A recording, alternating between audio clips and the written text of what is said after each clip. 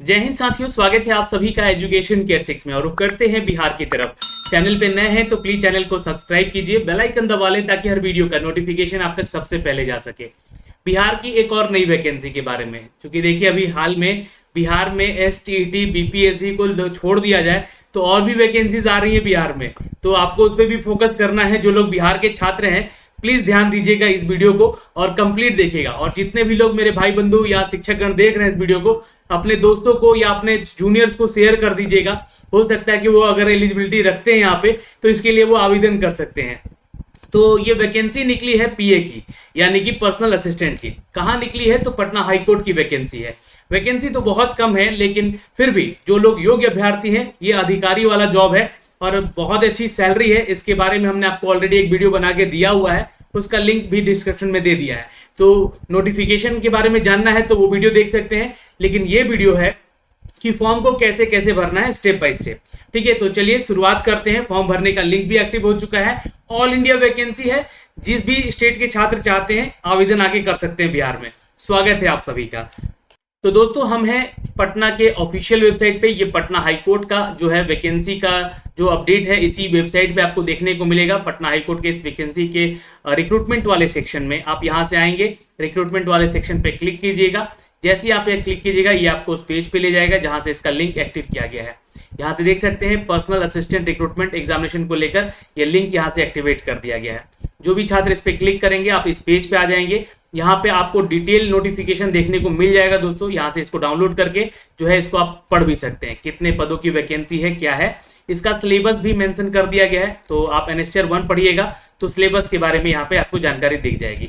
तो इसको भी हमने यहाँ पे आपके लिए डाउनलोड कर दिया है। और ये सारे डाउनलोड जो पीडीएफ है ना, ये आपको दिख जाएंगे आपके टेलीग्राम पे। तो एजुकेशन केयर 6 का अभी टेलीग्राम आप लोग जल्दी से जाके ज्वाइन कीजिए, वहां पे ये पीडीएफ भी हम आपको साझा कर देंगे। अब फॉर्म को कैसे भरना है, how to apply online form, इसके बारे में भी आपको एक पीडीएफ में जानकारी कंप्लीट दी गई है। आप यहां से एक बार पहले रीड आउट कर लीजिएगा, उसके बाद ही आप जो है इस फॉर्म को भरने जाइएगा। अच्छा, इसके बाद जो है आपको यहाँ पे लिंक दिया गया है, पहले आपको रजिस्ट्रेशन करना है और अगर रजिस्ट्रेशन कर लिया है तो फिर आपको लॉग इन करके इसके फॉर्म को भरना है। तो चलिए सबसे पहले तो रजिस्ट्रेशन वाला पेज ओपन करते हैं यहाँ से, और इसको क्लिक कीजिएगा जैसे ही, तो ये आपका पेज ओपन हो जाएगा। थोड़ा सा नेट सर्वर अगर आपका स्लो चल रहा होगा तो कुछ इस तरीके से खुलेगा, जैसे कि मेरा अभी सर्वर थोड़ा सा स्लो चल रहा है यहाँ पर नेटवर्क का। जैसे यहाँ पे ये ओपन होगा दोस्तों, यहाँ पे आपको पहले बोलेगा कि आप जो है काइंडली जो है क्रोम यूज कीजिए या माइक्रोसॉफ्ट एज यूज कीजिए या मोजिला फायरफॉक्स का ये वर्जन यूज कीजिए। ठीक है, आप उसी पे ये फॉर्म को भर सकेंगे। ठीक है, तो यहाँ से ओके कर लीजिएगा, इसको क्लोज कर लीजिएगा। अब जैसे ही आप ओपन करेंगे, यहाँ पे आपसे बोलेगा कि आपका जो है यहाँ पे मांगा जाएगा application name, date of birth, mobile number और ईमेल एड्रेस। ठीक है, तो यहाँ पे जो है आप एग्री कर लीजिएगा कि ये जो आप फॉर्म भर रहे हैं, खुद ही अपना फॉर्म भर रहे हैं। साइबर कैफे से जाके अगर फॉर्म भर रहे हैं, थोड़ा सावधानी जरूर रखिएगा। जैसे ही यहाँ पे आई एग्री पे क्लिक कीजिएगा, ये फॉर्म आपका रजिस्ट्रेशन वाला ओपन हो जाएगा। यहाँ पे जो है आपको अपना जो है कैंडिडेट का फर्स्ट नेम डालना है, मिडिल नेम डालना है और फिर जो है आपको यहाँ पे अपना लास्ट नेम डालना है। ठीक है, नीचे आएंगे तो यहाँ पे पूछेगा have you ever change your name. बहुत सारे लोग क्या है कि यूपी से आते हैं, जो महिला छात्र हैं उनके लिए यह जरूरी है यस पे क्लिक करना, क्योंकि उनका जो है यूपी में उनके नाम के आगे KM कुमारी लगा रहता है, या फिर उनके नाम के आगे जो है कुछ नाम लिखा रहता है, लेकिन ग्रेजुएशन में आते आते अगर उनकी शादी हो जाती है तो उनका नाम जो है कुमारी से फिर देवी में बदल जाता है। तो अगर सर्टिफिकेट में अपने नाम चेंज किए हैं कभी तो यस पे क्लिक कीजिएगा, अन्यथा नो पे क्लिक करके आगे बढ़िएगा। डेट ऑफ बर्थ यहाँ पे डालिएगा, डेट ऑफ बर्थ यहाँ से सिलेक्ट करके, और जो कि आपके मैट्रिकुलेशन का सर्टिफिकेट पे आपका डेट ऑफ बर्थ दिया गया वही सर्टिफिकेट वाला ही डालिएगा। उसके अलावा यहाँ पे जेंडर, कौन से जेंडर से आप बिलोंग करते हैं, मेल हैं, फीमेल हैं या थर्ड जेंडर है। अपना मोबाइल नंबर यहाँ पे डालिएगा और उसको फिर से दोबारा डाल के कन्फर्म कर लीजिएगा। वही नंबर डालिएगा जहां पे आपको जो है OTP वगैरह आ सके। एक आपको जो है अल्टरनेटिव मोबाइल नंबर देने का भी मौका दिया गया है, लेकिन ये डाल भी सकते हैं, नहीं भी डाल सकते हैं। ईमेल आईडी, और इसको फिर से ईमेल आईडी डाल के कंफर्म ईमेल आईडी पे यहाँ पे जो है, और ये जनरेट OTP कीजिएगा। जैसे ही OTP जनरेट कीजिएगा, आपके मोबाइल नंबर पे और आपके ईमेल एड्रेस पे दोनों जगह आपको OTP भेज दिया जाएगा। तो ये जानकारी यहाँ से दी गई है। फिर आई एग्री पे क्लिक कर लीजिएगा और इस दिए गए कैप्चे को यहाँ पे डालकर यहाँ पर री वेरीफाई कर लीजिएगा।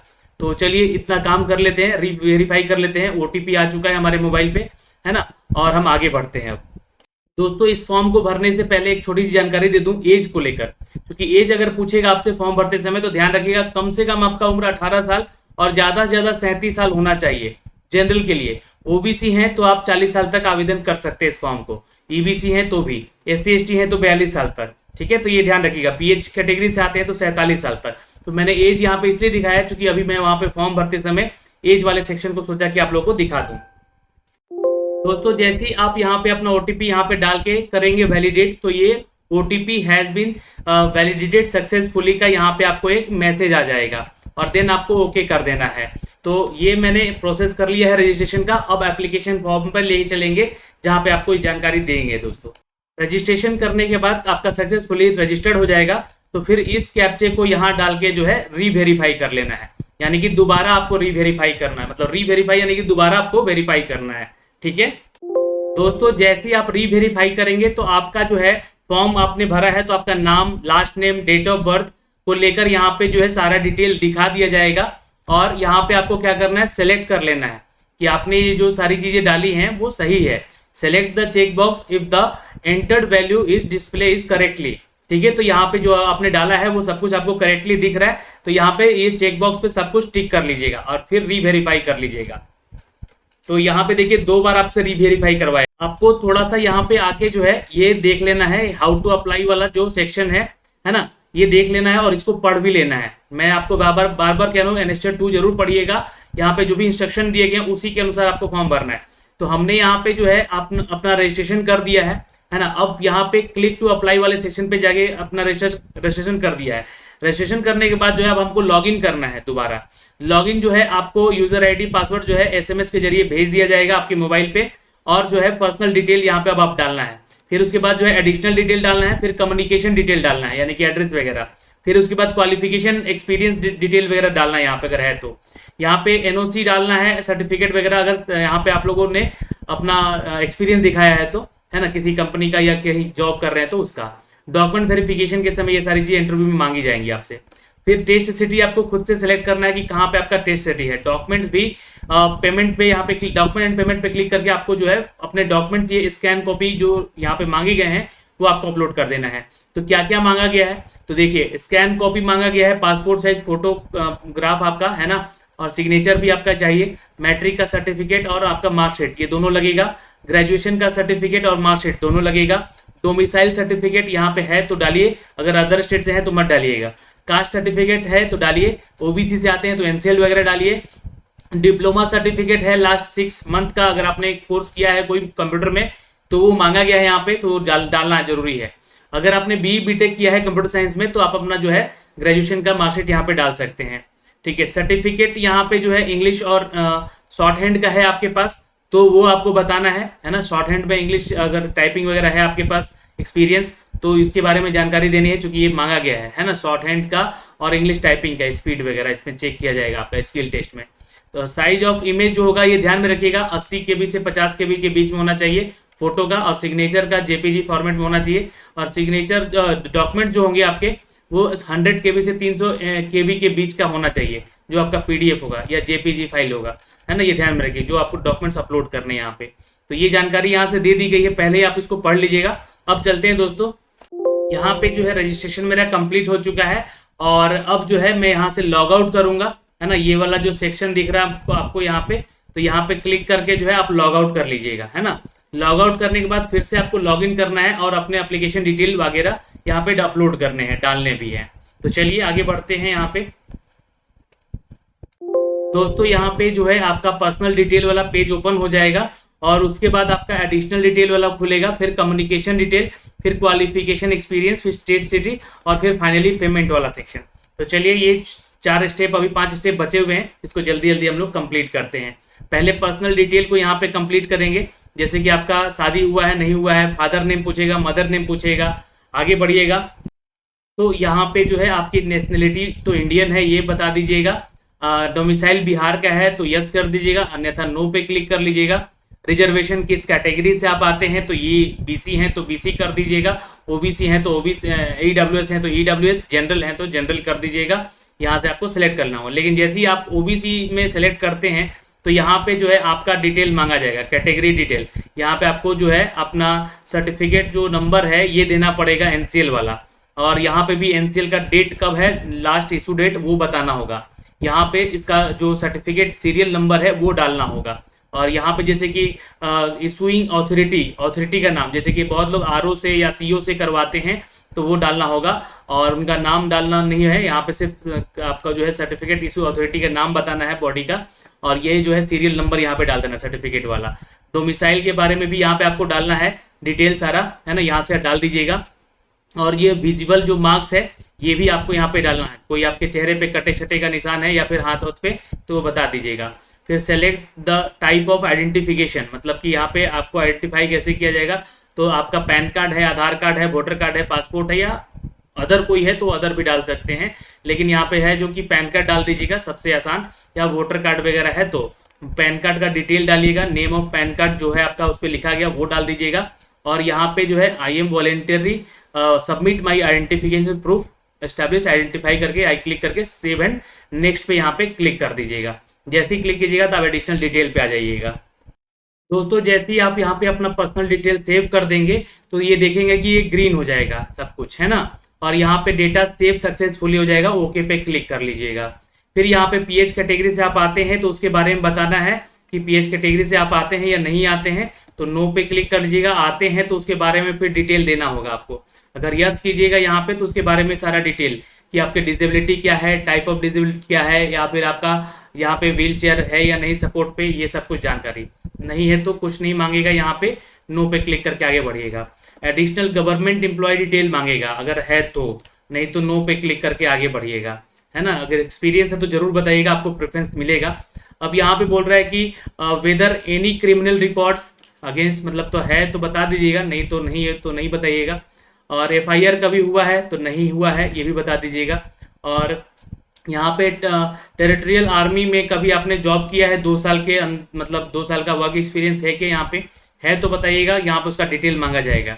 Are you awarded B certificate in NCC, ये अगर है तो जरूर बताइएगा, आपको प्रेफरेंस यहाँ से मिल सकता है, ठीक है। एनसीसी वालों को प्रेफरेंस मिलता है। वैसे यहाँ पे मैंने नो किया है जिनका मैं फॉर्म भर रहा हूँ, और सेव एंड नेक्स्ट पे क्लिक कर लूंगा। अब ये डेटा यहाँ पे सेव हो जाएगा, ओके कर दूंगा। अब यहाँ पे आपका जो है एड्रेस मांगेगा, फिर उसके बाद आपका परमानेंट एड्रेस मांगेगा यहाँ पे, है ना, सेम है तो सेम डाल दीजिएगा यहाँ पर, ठीक है। उसके बाद जो है कम्युनिकेशन डिटेल मांगेगा, यही है आपका कम्युनिकेशन डिटेल, और उसके बाद क्वालिफिकेशन डिटेल मांगेगा। फिर उसके बाद टेस्ट सिटी पूछेगा आपसे, ये भी आपका डिटेल यहाँ पे सेव हो गया तो ओके कर लीजिएगा।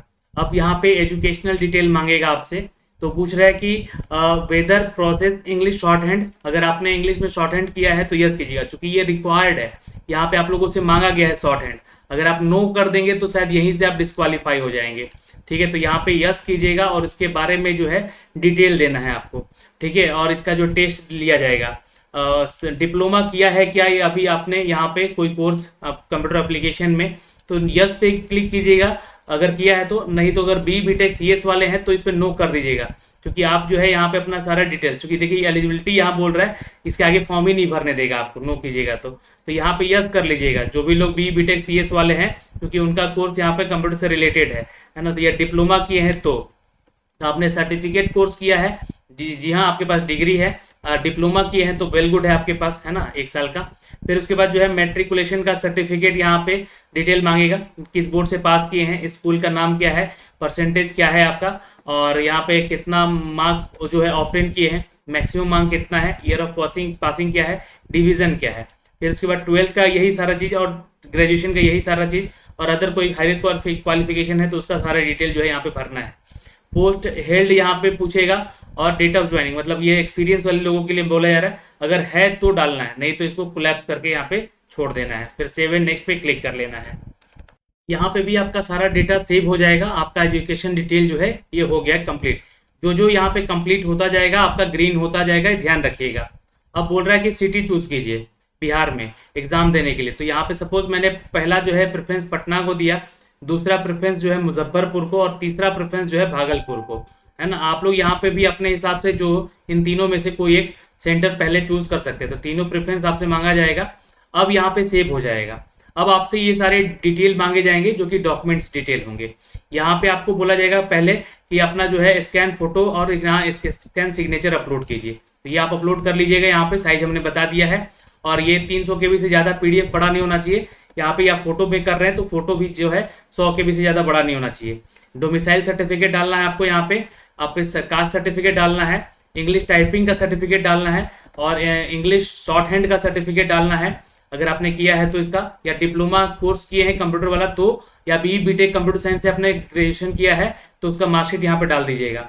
और यहाँ पे जो है 10th का सर्टिफिकेट, फिर उसके बाद मार्कशीट उसका, फिर यहाँ पे ग्रेजुएशन का सर्टिफिकेट और उसका मार्कशीट यहाँ पे। तो ये यहाँ पे डाल के, और फाइनली जो है आपको यहाँ पे 1100 रुपये का पेमेंट मांग रहा है। ये देख सकते हैं 1100 रुपये का पेमेंट करना है।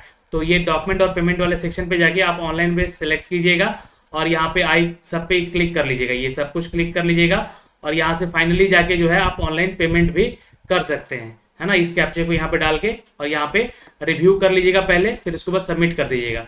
तो आप डॉक्यूमेंट्स और पेमेंट वाले सेक्शन पे आ जाएंगे। तो यहाँ से जो डॉक्यूमेंट और पेमेंट वाले सेक्शन पे तो है ही, मतलब कि यहाँ से आप पेमेंट कर लेंगे। तो ये जानकारी दोस्तों हमने यहाँ से दी है आपको, संपूर्ण स्टेप बाय स्टेप सारा फॉर्म भर के बताया है। अब पेमेंट वगैरह आप लोग खुद से कर लीजिएगा, क्योंकि उतना पैसा तो है नहीं कि मैं यहाँ पे आपको पेमेंट करके बताऊं, है ना। क्योंकि ये फॉर्म जो वीडियो बना के अपडेट किया है, ये आप लोग के लिए अपडेट किया है ताकि जानकारी आपको पहुंचाई जा सके। कोई भी डाउट है तो कमेंट सेक्शन में कमेंट कीजिए, जरूर आपकी सहायता की जाएगी। जय हिंद साथियों, मिलेंगे अगली वीडियो में।